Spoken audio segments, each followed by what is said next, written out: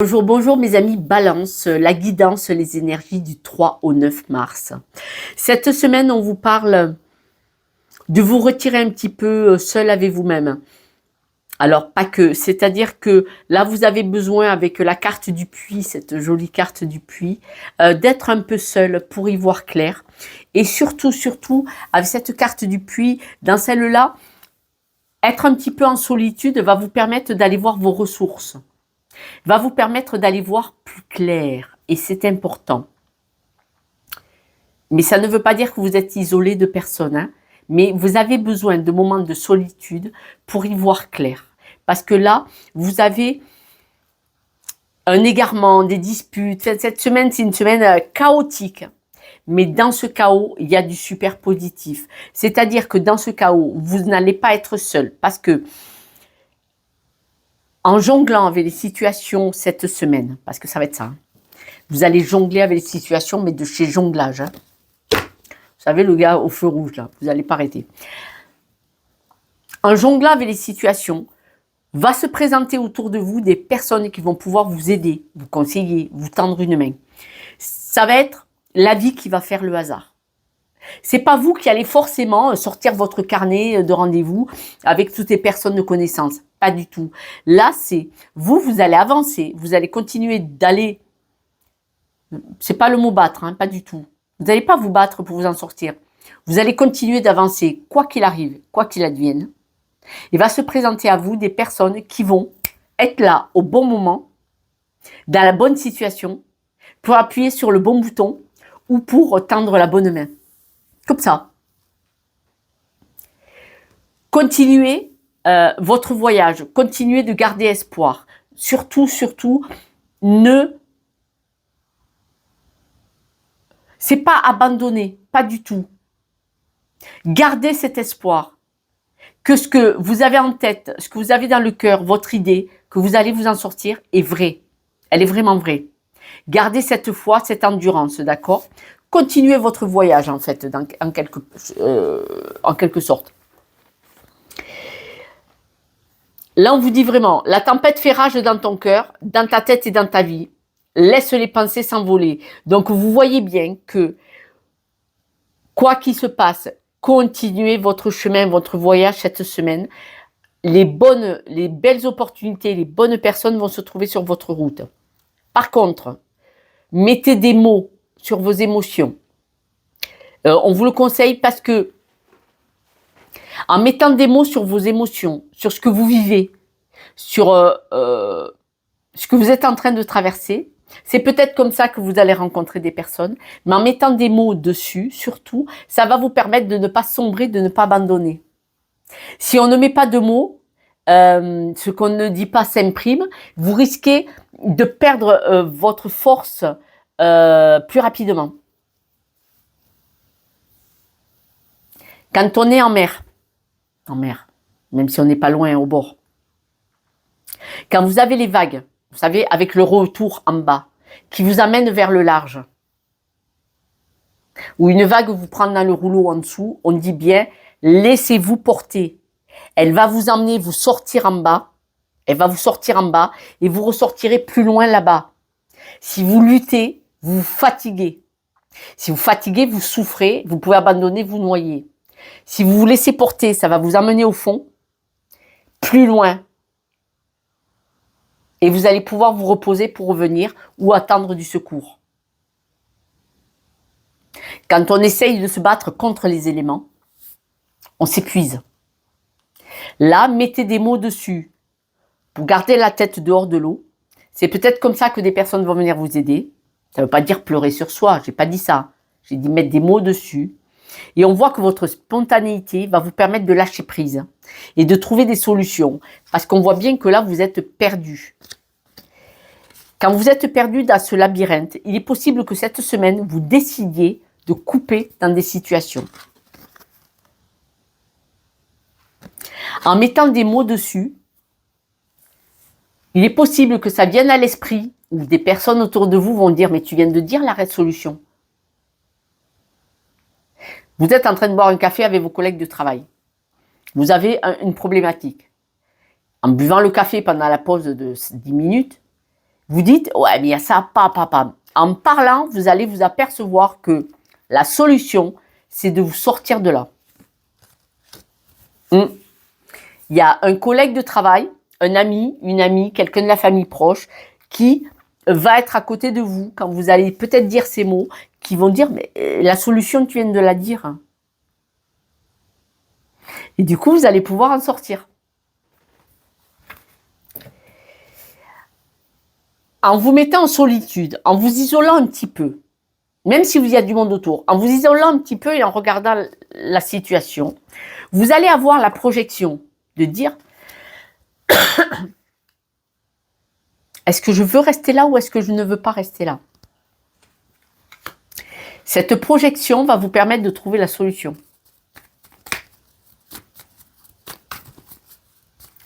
Là, dans votre environnement proche, c'est votre logement, ce sont les personnes familiales, amicales proches. Donc ça peut être le travail, on les voit beaucoup, on passe beaucoup de temps avec les personnes au travail. Vous allez vous projeter, vous allez regarder ce qui se passe et vous allez, comme dans un miroir, c'est-à-dire que vous êtes en train d'observer en spectateur ce qui se passe sur cette estrade de théâtre, sur cette piste de théâtre, en projection. Et ce miroir, parce que doublement le miroir, vous allez y voir clair, vous allez être protégé, vous allez voir le danger. Le danger, il est là, mais on zigzague, on le contourne. Là, le danger, ce sont des personnes qui sont envieuses de vous. Il est possible que ce qui vous déstabilise, c'est l'attitude des personnes envers vous-même, contre vous, n'importe quoi, envers vous-même. Une forme de jalousie. Pour moi, la jalousie est une maladie mentale.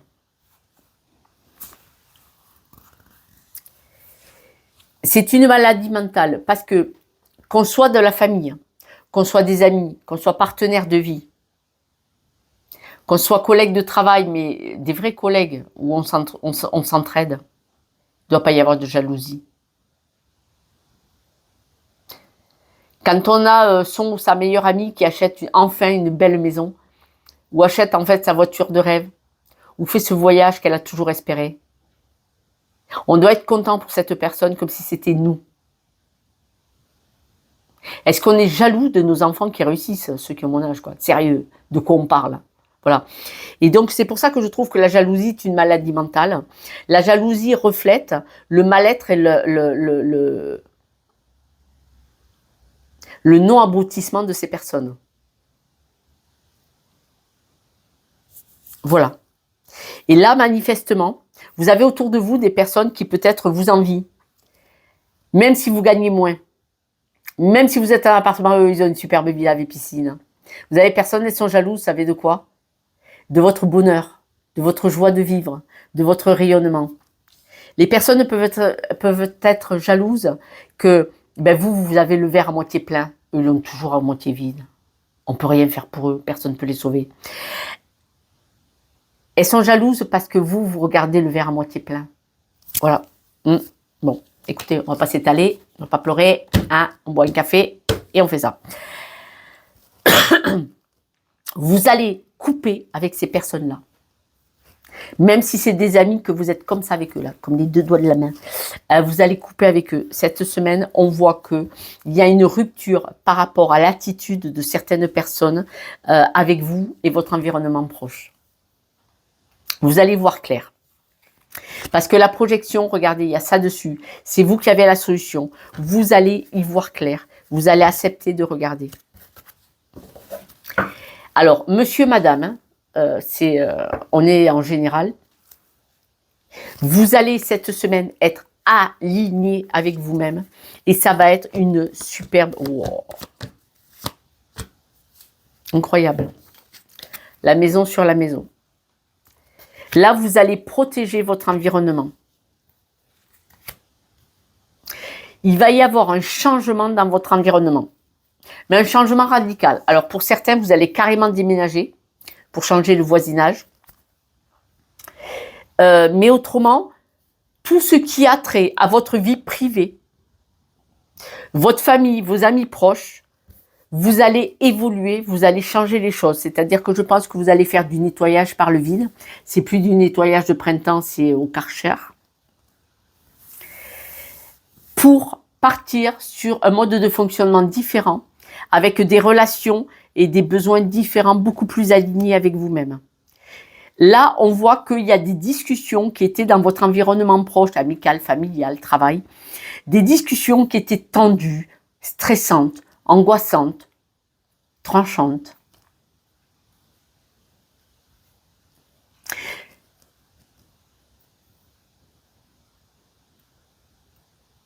Vous avez quelqu'un qui se pointe chez vous, un ou une amie, et vous avez juste pris les meubles et vous avez bougé. Vous avez bougé les meubles. On va prendre cet exemple. Et la personne, ouais, t'avais besoin de bouger les meubles. Vous voyez, c'est négatif, c'est toxique. C'est, voilà. Voilà. Même ça, chez vous, vous l'accepterez plus. Et c'est normal de ne plus l'accepter. Il me ressort cette carte.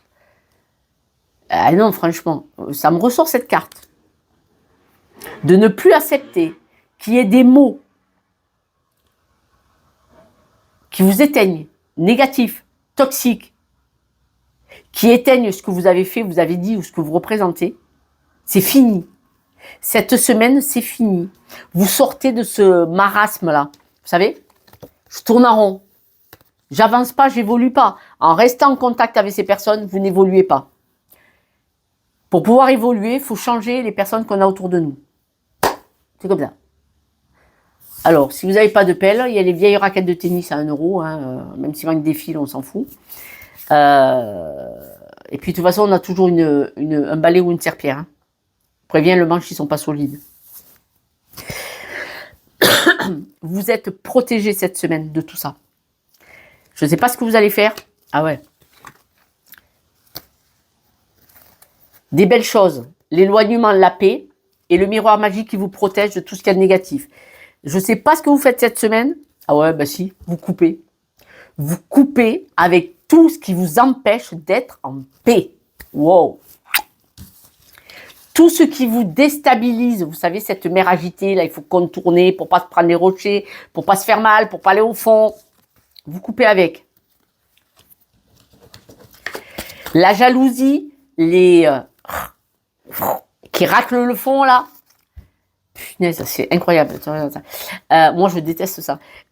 Toutes ces personnes méchantes, là, les yaka, faut que vous prenez le dessus. Là, c'est fini. Hein. Vous prenez le dessus parce que vous les observez. Vous les écoutez, vous dites « Ah, mais en fait, tu te nourris de ça. » Ces personnes-là, manifestement, se nourrissent de mots et de phrases toxiques pourries qui ne servent à rien. C'est une nourriture. Vous vous en éloignez. On voit vraiment que vous coupez avec tout ça. Pour beaucoup d'entre vous, ce sont des amis proches, hein, amis IE.